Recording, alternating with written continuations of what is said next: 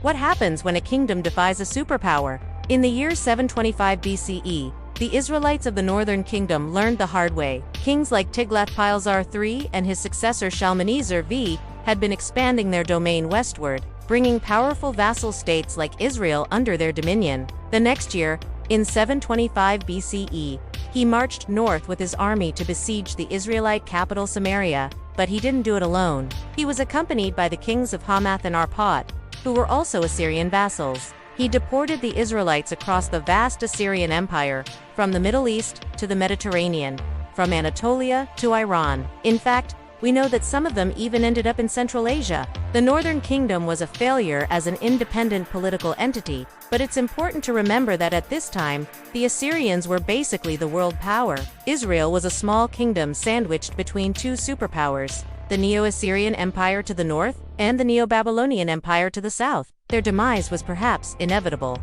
Now, this policy of mass deportation was actually quite common among the Assyrians. Whatever the reasons, the fall of Samaria marked the end of the Northern Kingdom and the beginning of a new chapter in the history of the Middle East. It prevented the conquered people from rising up and instead resettled foreign populations in the conquered cities, mixing the cultures and religions together.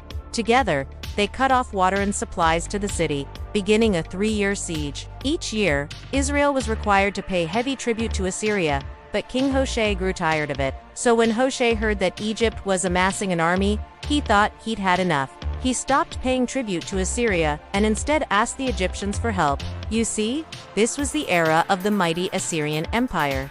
When Shalmaneser V heard about this, he was furious. To him, this was blatant insubordination. They were known for their merciless brutality, but they also knew how to be patient. Year after year, they tightened their grip on the city, until finally, in 722 BCE, Samaria fell. The exact details are lost to history, but we know that Shalmaneser V died in the middle of the siege and his successor Sargon II completed the conquest. It was a slow process, but the Assyrians weren't in a rush. He then did what he always did with rebellious vassal states. But there's no denying that the fall of Samaria was a pivotal moment in history. This mixing of cultures is actually quite significant because it led to the origin of the Samaritans, a people often looked down upon by the Judeans who called them half-breeds.